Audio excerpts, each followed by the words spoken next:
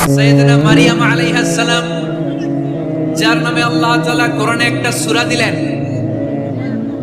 উনি পৃথিবীতে এমন একজন মহিয়সী নারী, যেই নারীর গর্ভে, যেই নারীর পেটের ভেতরে স্বামীর স্পর্শ ছাড়া সন্তান দিয়েছে কে? সাইয়েদনা ঈসা আলাইহিস সালাম পেটে আসলেন। মারিয়াম আলাইহিস সালাম লজ্জা পেলেন। হায় হায়, কেমন করে এলাকাবাসীদের কাছে আমি আমার মুখ দেখাবো? বিয়ে করি নাই, স্বামী নাই, বিয়ে হয় নাই, স্বামী নাই, কিন্তু পেটে সন্তান চলে এসেছে। হায় হায়, এলাকায় কেমনে মুখ দেখাবো? লজ্জায় পড়ে মারিয়াম আলাইহিস সালাম এলাকা থেকে চলে গেলেন। কি অবাক করা কাণ্ড! বাচ্চা ভূমিষ্ঠ হওয়ার জন্য, বড় হওয়ার জন্য 6 মাস 7 মাস লাগে নাই, পেটে বাচ্চা আসার সাথে সাথে বাচ্চাটারে বড় করে দিয়েছে কে?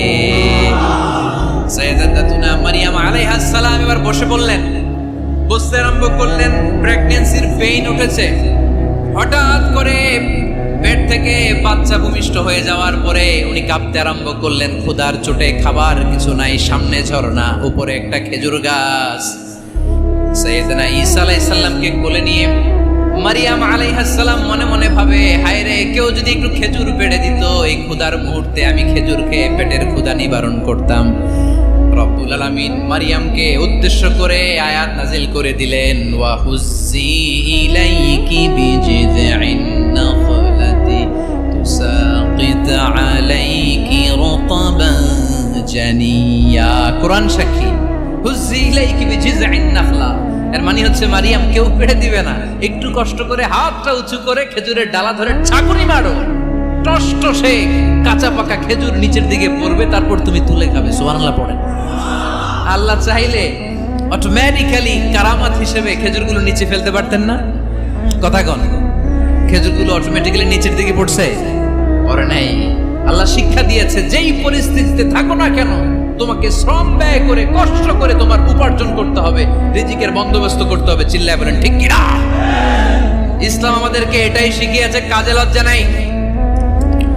আবার বিশ্বনবী বললেন, ইন খামাতিস সাআ ওয়া ফি ইয়াদি আহাদিকুম ফাসিলাতুন, তোমাদের কারো হাতে যদি একটা চারা বীজ থাকে, সে যদি দেখে কিয়ামত হতে শুরু করেছে, ফাইন ইসতাতা আইয়াগরিসাহা ক্বাবলা আন তাকুমাস সাআ ফালইয়াগরিসহা, কারো হাতে একটা চারা বীজ নিয়ত করেছে, চারা বীজটা রোপণ করবে, ইন দ্য মিন টাইম দেখলো কিয়ামত হতে শুরু করেছে, বিশ্বনবী বললেন, যদি তোমার সুযোগ থাকে কিয়ামত হওয়ার আগে চারা বীজটা রোপণ করে দাও।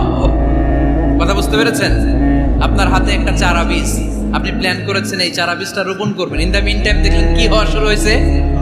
ইদা জুলজিলাতিল আরদু জিলজালাহা, দ্য বিগেস্ট আর্থকোয়েক, ভূমিকম্প শুরু হয়েছে, কিয়ামত হয়ে যাবে। বিশ্বনবী বললেন, কিয়ামত হইতেছে ওদিকে, আর তোমার হাতে যদি চারা বীজ থাকে, দেরি করো না, কিয়ামত তোমার কাছ পর্যন্ত আসার আগে সুযোগ পেলে চারা বীজটা রোপণ করে দাও। ইসলাম শিখিয়েছে, শেষ নিঃশ্বাস পর্যন্ত তোমাকে লড়ে যেতে হবে। এই পৃথিবীতে কেউ কাউকে জায়গা করে দেয় না, জায়গা করে নিতে হবে। এই পৃথিবীটা, the life is not a bed of roses, এটা ফুল বিছানো কোনো ফুল সজ্জা নয়, এটা কণ্টকাকীর্ণ। কেউ আপনার স্পেস করে দিবে না, কেউ আপনাকে সুযোগ করে দিবে না, কেউ আপনার জায়গা করে দিবে না, বরং আপনি জায়গা করে নিলে টাইনা নিচে নামাবে। কথা বলেন? এজন্য কখনো অলসতাকে স্থান দেয়া যাবে। রাসূল বাত্তালি দুক্কানু শয়তান, অলস মস্তিষ্ক শয়তানের আড্ডা।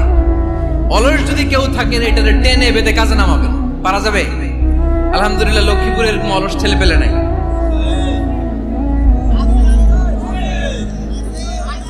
আছে? আমরা আজকে অলসতাকে নো বলে যাবো এই মাহফিল থেকে। অলসতাকে আমরা কি বলবো?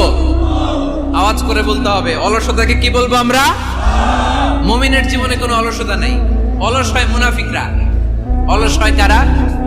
চিল্লায় বলতে হবে। মুমিনরা অলস হয়। অলস হয় কারা? এজন্য কোরআনে আল্লাহ একথাও বলে দিলেন, ওয়াইদা কামু ইলাস সালাতি কামু কুসালা ইউরাউনান নাসা ওয়ালা ইয়াযকুরুনাল্লাহা ইল্লা কালিলা। সুবহানাল্লাহ পড়েন। মুনাফিকরা যখন মানুষকে দেখানোর জন্য নামাজে যায়, ওই নামাজে তাদের ইখলাস নাই, ওই নামাজের ভেতরে তাদের কোনো খুশু খুদু নামাজের ভেতরে আছে শুধু অলসতা। ওই নামাজে কি আছে? কিন্তু আমরা যখন নামাজে যাই আমাদের অলসতা আছে? আমরা নামাজ পড়লে আমাদের হৃদয়টারে সজীব করে দেয় কে? আমরা উযু করলে আমাদের মনটাকে চাঙ্গা করে দেয় কে? আমরা মসজিদে ঢুকলে হৃদয়টাকে প্রাণবন্ত করে দেয় কে? মুমিন তো নামাজে গেলে চাঙ্গা হয়, মুমিন ওযু করলে চাঙ্গা হয়। বিষ্ণু ঈসা ইসলাম বললেন, ইয়াকিদু শাইতানু আলা কাফিয়াতি রাসি আহাদিকুম ইদা নাম। খেয়াল করে শুনবেন লক্ষ্মীপুরের ভাইয়েরা, চমৎকার একটা হাদিস। আমরা যখন ঘুমোতে যাই, শয়তান আমাদের প্রত্যেকের মাথার পিছনে 3টা অলসতার গিট মারে। কয়টা? আওয়াজ করে বলেন। 3টা অলসতার গিট মারে। ইয়াকিদু শাইতানু আলা কাফিয়াতি রাসি আহাদিকুম সালাসা হুকাম। 3টা গিট মারে যখন আমরা ঘুমোতে যাই। অলসতার 3টা গিট মেরে আমাদের কানের সামনে এসে ফিসফিস করে মন্ত্র পড়তে থাকে, আলাইসা লাইলুন তাওয়িলুন ফারকুদ, আলাইসা লাইলুন তাওয়িলুন ফারকুদ। বিশাল লম্বা রাত, ঘুমাও, অনেক সময় আছে, ঘুমাও। রাত 5টা বেজে যাচ্ছে, তাহাজ্জুদের সময় শেষ হয়ে যাচ্ছে, তখনও শয়তান বলে রাত অনেক লম্বা, ঘুমাও। ফজরের সময় পার হয়ে যাচ্ছে, সূর্য উঠে যাচ্ছে, শয়তান বলে আলাইসা লাইলুন তাওয়িলুন ফারকুদ, এখনো অনেক সময় আছে, লম্বা লম্বা লম্বা চৌড়া রাত পড়ে আছে, তুমি ঘুমাও। বিশ্বনবী বললেন, ফাইন ইস্তাইকাযা ওয়া যাকারাল্লাহ ইনহাল্লাত উকদা। আমার উম্মতের কেউ যখন ঘুম থেকে জেগে ঘুম থেকে ওঠার দোয়া পড়া শুরু করে দেয়, অলসতার প্রথম গিটটা সাথে সাথে খুলে দেয় কে? আপনি ঘুম থেকে উঠেই যখন ঘুম থেকে ওঠার দোয়া পড়বেন, আপনার অলসতার প্রথম গিট খুলে দেয় কে? ঘুম থেকে ওঠার দোয়াটা কি? আলহামদুলিল্লাহিল্লাযী আহইয়ানা বা'দামা আমাতানা ওয়া ইলাইহিন নুশুর। প্রশংসা সে আল্লাহ, যে আল্লাহ আমাদেরকে লম্বা একটা ঘুম শেষে, মৃত্যু শেষে আমাদেরকে ঘুম থেকে উঠালেন। এই দোয়াটা পড়ার সাথে সাথে শয়তান যে 3টা গিট মারছে, ওই 3টার একটা খুলে দেয় কে? ফাইন তাওয়াদ্দা ইনহাল্লাত উকদা। ঘুম থেকে জেগে ঘুমের দোয়া পড়ার পরে যখন কেউ ওযু করে ফেলে, অলসতার দ্বিতীয় গিটটাও খুলে দেয় কে? ওযু করার পরে ফাইন সাল্লাত ইনহাল্লাত উকদা, নামাজের মুসল্লায় দাঁড়িয়ে যখন নামাজ শুরু করে দেয়, অলসতার 3 নাম্বার গিটটাও খুলে দেয় কে? 3টা গিট যখন খুলে দেয়, বিষ্ণু ঈসা ইসলাম বললেন, ফাসবাহা নাশীতাল কলব। নাশীত, তখন মুমিন বান্দা সজীব হয়ে ওঠে, প্রাণবন্ত হয়ে ওঠে, উচ্ছ্বসিত হয়ে ওঠে। ওয়া ইল্লা খাবিসান নাফসি কাসলান। আর যদি ঘুমিয়ে থাকে, 3টা গিট তার মাথার পেছনে শয়তানের অলসতার লেগে থাকে, তাহলে তার দিনটা শুরু হয় অলসতা দিয়ে, আর সে হয় অলসতার রাজা। চিল্লায় এখন ঠিক কিনা? এজন্য আমরা কি অলস হতে চাই না কর্মঠ হতে চাই? কোন নবীরা কি অলস ছিলেন? পৃথিবীতে কোন নবী অলস ছিলেন? সব নবী কর্মঠ ছিলেন। বিষ্ণু ঈসা ইসলাম বললেন, মা বাআসাল্লাহু নাবিয়্যান ইল্লা রাআল গানাম। এই পৃথিবীতে এমন কোন নবী নাই যেই নবী বকরি চড়ায় নাই। কি চড়ায় নাই? বকরিরে আপনারা লক্ষ্মীপুরের ভাষায় কি বলেন? কি বলেন? ছাগল। তো পৃথিবীতে এমন কোন নবী নাই যেই নবী কি চড়ায় নাই?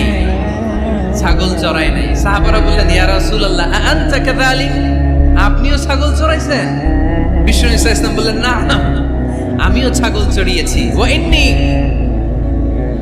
আরআহা আলা কারারিতি আহলি মক্কা, আমি তো মক্কাবাসীদের অল্প কিছু পয়সার বিনিময়ে তাদের ছাগলগুলোকে চড়িয়ে দিতাম। সুবহানাল্লাহ পড়বেন না? বিষ্ণু ঈসা ইসলাম ছাগল চড়াতেন। ছাগল চড়ানো সহজ কাজ না কঠিন কাজ? কেন কঠিন এটা? হ্যাঁ, টেরা খুঁটি মারে। ছাগল যারা পালে তারা জানে ছাগল পালা কত কষ্ট। ওরে ডানে টান দিলেও কই যায়, রশি ধরে বায়ে টান দিলে কই যায়, সামনে টানলে কই যায়, পিছনে টানলে কই যায়। সারা সপ্তাহ আপনি সময় পান না এটার গোসল করাবেন। ভাবলেন আজকে জুমার দিন আমিও গোসল করি, এটারও গোসল করাই। এটারে আপনি পুকুর ঘাটে নিবেন, টান দিয়েছেন, ওর বাপের কিরা ও 1 ইঞ্চিও সামনে যাবে না। ঠিক কি না? এই টেরা প্রাণী আল্লাহর কি মহিমা। আল্লাহ তাআলা পৃথিবীর সবচেয়ে শ্রেষ্ঠতম মানুষদেরকে ছাগল চড়িয়ে ছেড়েছেন। ঠিক কি না? মা বাআসাল্লাহু নাবিয়্যান ইল্লা রাআল গানাম। এই পৃথিবীতে এমন কোন নবী ছিল না যে নবীরা ছাগল চড়ায় নাই। আল্লাহ বুঝাতে চাইলেন ছাগল চড়ানো অনেক কষ্টের কাজ, অনেক ধৈর্যের প্রয়োজন। এখন নবীরা তোমরা ছাগল চড়াও, কিছুদিন পর ছাগলের চেয়েও টেরা জাতি মানুষ চড়াইতে হবে। মানুষের মধ্যে টেরা আছে না নাই? ভালো বললে ভালোটা বুঝে না, ডানে যেতে গেলে বায়ে যায়, বায়ে যেতে বললে ডাইনে যায়, এরকম আছে না নাই? সম্মানিত ভাইয়েরা, সমস্ত আম্বিয়া আলাইহিমুস সালাম ওনারা কর্মঠ ছিলেন। সাইয়েদনা আদম আলাইহিস সালাম নিজ হাতে চারা গাছ রোপণ করে চাষাবাদের কাজ করেছেন, সুবহানাল্লাহ পড়েন। সাইয়েদনা ইব্রাহিম আলাইহিস সালাম চাষাবাদের কাজ করেছেন। সাইয়েদনা দাউদ আলাইহিস সালাম নিজ হাতে যুদ্ধের জন্য যে পোশাক পরতে হয়, যেটা পরলে গায়ের মধ্যে ছুরি মারলেও ঢুকে না, ওই শিরস্ত্রাণ বানিয়েছেন, নিজ হাতে তলোয়ার বানিয়েছেন, সুবহানাল্লাহ পড়েন। সাইয়েদনা মূসা আলাইহিস সালাম ছাগল চড়িয়েছেন। সাইয়েদনা মূসা আলাইহিস সালামের মেজাজ নরম না গরম? নবীদের মধ্যে সবচাইতে বেশি মেজাজওয়ালা নবী ছিলেন মূসা আলাইহিস সালাম। উনিও 8 থেকে 10 বছর সাইয়েদনা শুআয়ব আলাইহিস সালামের এরিয়াতে ছাগল চড়িয়েছেন। চিল্লায়ে বলেন সুবহানাল্লাহ। এজন্য নবীরা যেহেতু কাজ করেছেন, কর্মঠ ছিলেন, আমরাও কর্মঠ হব, ঠিক কিনা? সাহাবারাও কর্মঠ ছিলেন, বিশ্বনবীর সাহাবারাও ব্যবসা করতেন। সাইয়েদনা আবু বকরের বিশাল ব্যবসা প্রতিষ্ঠান ছিল, সুবহানাল্লাহ পড়েন। আপনারা হজ উমরা করেছেন কে কে দেখি? করছেন? মাশাআল্লাহ। যারা করে নাই আল্লাহ তাদেরকে আল্লাহর ঘর জিয়ারতের তুমি নসিব করো। বিশ্বনবীর মাকবারার সামনে দাঁড়িয়ে আমরা যেন সালাম পেশ করতে পারি, তুমি নসিব করো। বাইতুল্লাহ শরীফে এবং মসজিদ নববীতে আমরা যেন সালাত আদায় করতে পারে, আল্লাহ তুমি নসিব করো। সাইয়েদনা আবু বকর রাদিয়াল্লাহু তাআলা আনহুর ব্যবসা প্রতিষ্ঠান ছিল মক্কার কাবা ঘরের পাশেই। ওনার ব্যবসা প্রতিষ্ঠানগুলো যেখানে ছিল ঠিক ওইখানে সৌদি সরকার এখন শপিং মল বানিয়ে দিয়েছে, মাতজার আবু বকর। মক্কা শহরের যেখানে বহিরাগতরা এসে ওখানে ছাগল, ওখানে ঘোড়া, উট এগুলো রাখতো, আস্তাবল রাখতো, ঘোড়া আর উট যেখানে রাখা হতো ঠিক ওই জায়গায় সৌদি সরকার ওটার পার্কিং লট বানাই দিচ্ছে। মানে যেখানে আগে সাহাবাদের ব্যবসার জায়গা, ওইখানে বর্তমানে শপিং মল। যেখানে আগের সময়কাল সাহাবারা উট আর ঘোড়া রেখে বাঁধতো, ওইখানে এখন গাড়ি ঘোড়া রাখার ব্যবস্থা করা হয়েছে। সাইয়েদনা আবু বকর অনেক বড় ব্যবসায়ী ছিলেন। ওনার নিজ টাকা দিয়ে হাবাসা থেকে আসা সাইয়েদনা বেলালকে তিনি 20,000 স্বর্ণ মুদ্রা দিয়ে উমাইয়া ইবনে খালাফের কবল থেকে তিনি মুক্ত করেছেন। সাইয়েদনা উসমান যুন্নুরাইন বড় ব্যবসায়ী ছিলেন। নিজের টাকা দিয়ে মদিনার মুসলমানেরা পানি খেতে পারে না, বিইরে রুমা নামে একটা কুয়া ছিল, এই কুয়ার মালিক ছিল ইহুদি। মুসলমানেরা পানি খেতে গেলে এসে বকা দিত, পানি খেতে দিত না। বিশ্বনবী বললেন, আমার সাহাবীদের মধ্যে এমন কি কেউ নাই নিজের অর্থায়নে বিইরে রুমা কিনে মুসলমানদেরকে দিয়ে দিবে? সাইয়েদনা উসমান যুন্নুরাইন বলল, ইয়া রাসূলুল্লাহ, আপনার খেদমতে আমি হাজির।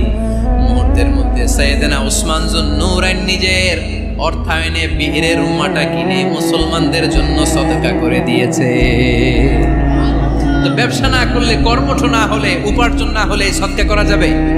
চিল্লায় বলেন, করা যাবে? সুনানে তিরমিজির বর্ণনা, বিষ্ণু ঈসা ইসলাম মক্কা থেকে যত সাহাবারা হিজরত করে মদিনায় এসেছে, মদিনাতে কোনো না কোনো সাহাবার সাথে বিশ্বনবী ভ্রাতৃত্বের বন্ধনে আবদ্ধ করে দিয়েছে, সুবহানাল্লাহ পড়েন। এজন্য মক্কা থেকে যারা এসেছে এদেরকে বলে মুহাজির, এদেরকে কি বলে? আর মদিনায় যারা ছিল এদেরকে বলে আনসার, এদেরকে কি বলে? আওয়াজ করে উত্তর দিবেন। মক্কা থেকে যারা এসেছে তাদের নাম, আর যারা মদিনার সাহাবী তাদের নাম আনসার। আজকে এই মাহফিলে লক্ষ্মীপুর এর বাইরে থেকে কারা কারা আসছেন দেখি?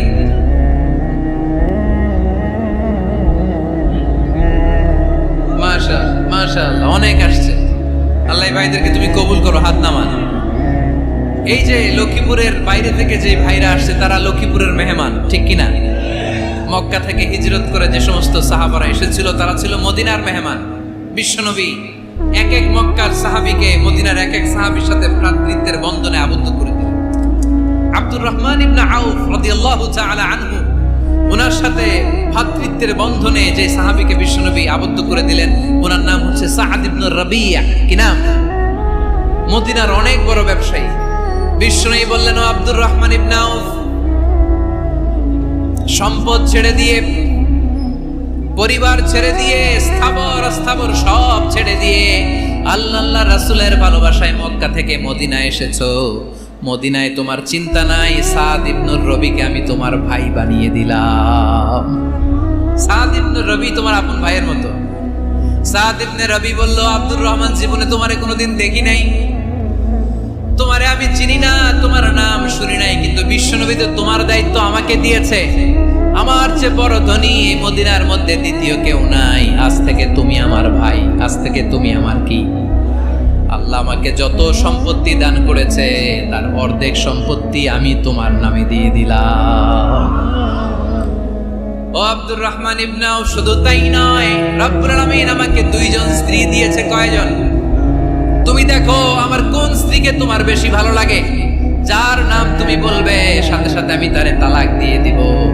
তার ইদ্যত পালন শেষে তুমি তাকে বিয়ে করে তোমার সাথে নিয়ে যাবা। সুবহানাল্লাহ। কারণ বিশ্বনবী তোমার দায়িত্ব আমার কাছে দিয়েছে, তুমি আমার ভাই। আমি মদিনার সবচেয়ে বড় ধনী, আমার অর্ধেক সম্পদ আমি তোমারে দিয়ে দিব। আমার দুই স্ত্রীর এক স্ত্রীকে তোমারে দিয়ে দিব। সাইয়েদনা আব্দুর রহমান ইবনে আউফ এই কথা শুনে অবাক হলেন। অবাক হয়ে উনিও এক অবাক কথা বললেন। উনি বললেন, লা হাজাতা লি ফি ইয়া আখি, ও আমার প্রাণের ভাই, তোমার কথা শুনে আমার হৃদয়টা ভরে গিয়েছে, কিন্তু তোমার সম্পদেরও দরকার আমার নাই, তোমার স্ত্রীরও দরকার আমার নাই। বারাকাল্লাহু ফি মালিক ওয়া লি আহলিক, আল্লাহ তোমার মালেও বরকত দেখ, তোমার সম্পদেও বরকত দেখ। তুমি শুধু একটু কষ্ট করবা। কি কষ্ট? দুল্লানি আলা সুক, show me the way to the market.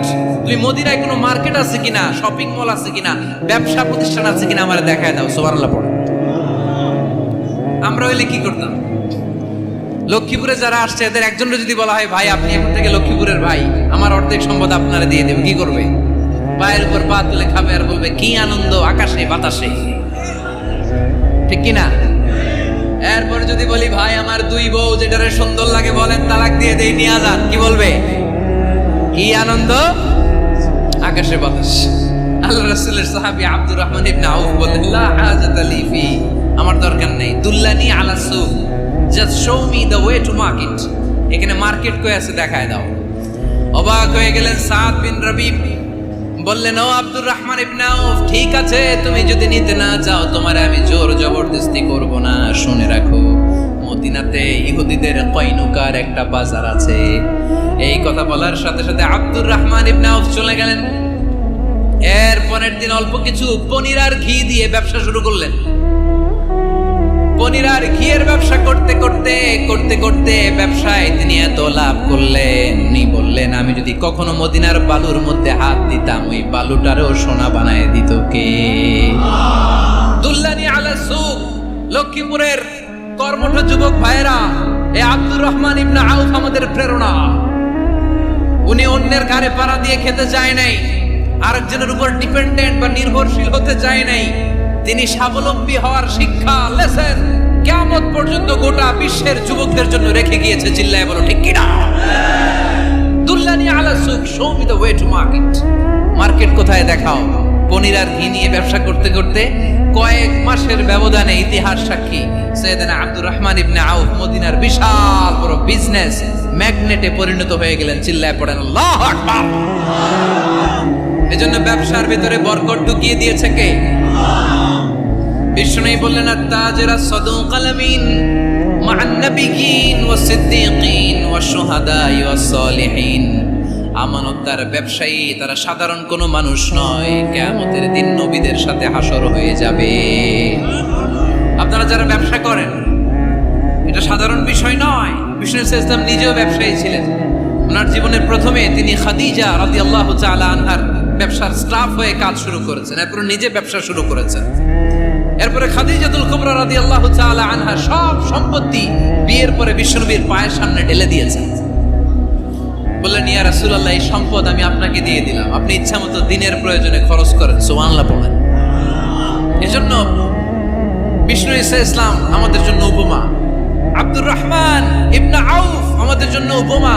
যারা ব্যবসা করেন তারা বিষ্ণু ইসলামের সুন্নাহ পালন করছেন। আত-তাজির আস-সাদুক আল আমিন, বিষ্ণুই বললেন সত্যবাদী আমানতদার ব্যবসায়ী, যে ব্যবসা করতে যে মিথ্যা কথা বলে না। অনেক ব্যবসায়ীরা আছে পণ্য চালানোর জন্য মিথ্যা কথা বলে আর কসম কাটে, আছে না নাই? আহা, এমনটা করা যাবে? সকালবেলা স্ত্রীরে বলে, এই গরুগুলা বিক্রি করবো, তুই একটা দাম কত কমো? স্ত্রীরে শিখাই দিচ্ছে, এই গরুর দাম তুই 40,000। তো বউ বলে, ঠিক আছে দাম কইলাম 40,000। তো এরপরে বাজারে যখন গরু বিক্রি করতে যায়, একজন যখন বলে যে ভাই এটা 30,000 টাকা দিয়ে কিনবো। কই ভাই আল্লাহর কসম সকালে একজন 40,000 দাম কইছে, আমি দেই নাই। আছে না নাই? কৌশল করে বউরে শিখাইছে সকালে, কই তুই দাম কর 40,000। তো বাজারে যে সকালে একজন দাম করছে, দাম করে কইছে 40,000 দেই নাই, আপনার 30,000 কেমনে দেই? এরকম ডাকাইতে আছে না নাই? আলহামদুলিল্লাহ লক্ষ্মীপুরে এরকম লোকজন নাই।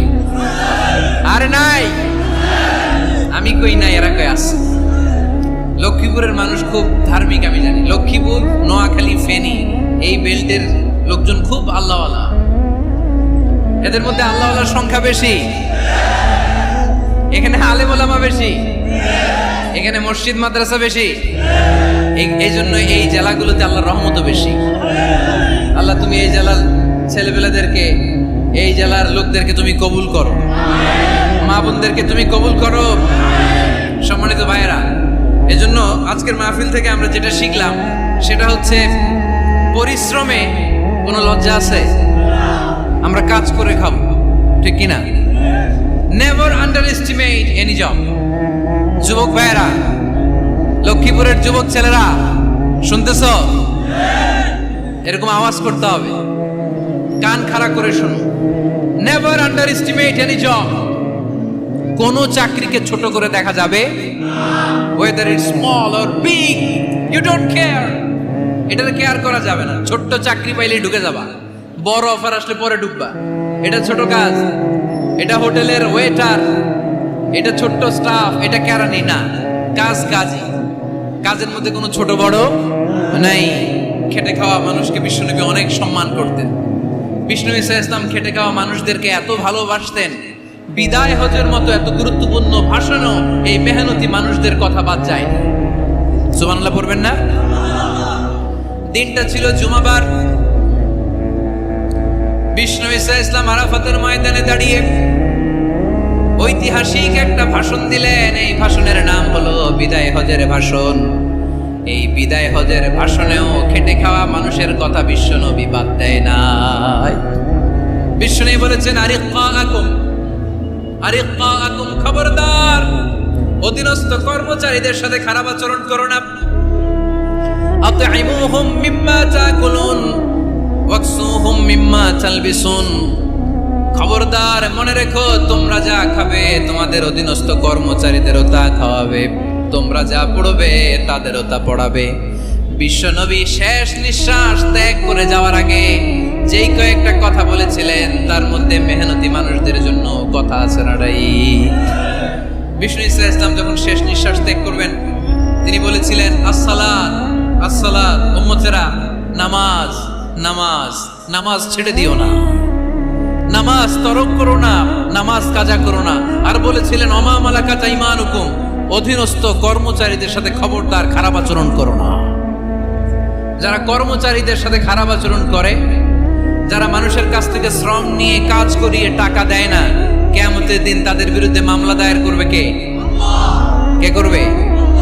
হাদিসে কুদসি সাক্ষী বিষ্ণু ঈসা ইসলাম বলেন, আল্লাহ তাআলা ফরমান, আনা খাসমুহুম সালাসাতুন আনা খাসমুহুম ইয়াউমাল কিয়ামা। তিন শ্রেণীর ব্যক্তির বিরুদ্ধে আল্লাহ বলেন, আমি নিজেই কিয়ামতের দিন মামলা দায়ের করব। I will be against them in the day of judgment. Three categories of people, I will be against them in the day of judgment. তিন শ্রেণীর লোক কিয়ামতের দিন তারা ছাড় পাবে না। আল্লাহ বলেন, আমি নিজেই তাদের বিরুদ্ধে মামলা দায়ের করব। এর মধ্যে এক শ্রেণীর লোক হচ্ছে রাজুলুন ইস্তাআজারা আজীরান ফাস্তাউফা মিনহু ওয়া লাম ইয়াতি আজরা। একজন শ্রমিক ভাড়া করে তার কাছ থেকে কাজ নিয়েছে, কিন্তু তার পারিশ্রমিক আদায় করে নাই। এরকম আছে না নাই? দাপট দেখায়, দাপট দেখায় ইউনিভার্সিটির ক্যান্টিনগুলোতে। ইউনিভার্সিটির ক্যান্টিনে যায় খায়, মাগার বিল দেয় না। এরকম টাকায় আছে না নাই? চায়ের দোকানে চা খায়, আগে পরে দিমু, বিল দেয় না, আছে না নাই? দোকানে যে পণ্য কিনে বিল দেয় না, পরে দিমু, আছে না নাই? কিয়ামতের দিন আল্লাহ তোর এই মাস্তানি ছুটাবে, চিল্লা এখন ঠিক কিনা? আনা খাসমুহুম, আমি নিজেই তাদের বিরুদ্ধে মামলা দায়ের করব। কথাটা কার? এজন্য বিশ্বনবী বললেন, খবরদার মেহনতি মানুষ, খেটে খাওয়া মানুষ, এদের দোয়া কবুল হয়ে যায়। আতুল আজীরা আজরাহু ক্বাবলা আন ইয়াজিফা আরাকুহু। খবরদার, বিশ্বনবী বললেন, শ্রমিকের ঘাম শুকিয়ে যাওয়ার আগে তাদের পারিশ্রমিক মিটিয়ে দাও। বিশ্বনবীর বিখ্যাত হাদিস, আতুল আজীরা আজরাহু ক্বাবলা আইয়াজিফা আরাকু, শ্রমিকের ঘাম মাটিতে লাগার আগে, শুকিয়ে যাওয়ার আগে তাদের পারিশ্রমিক মিটিয়ে দাও, কেননা তারা যদি বদদোয়া করে তোমার জীবনরে জাহান্নাম বানিয়ে দিবে কে?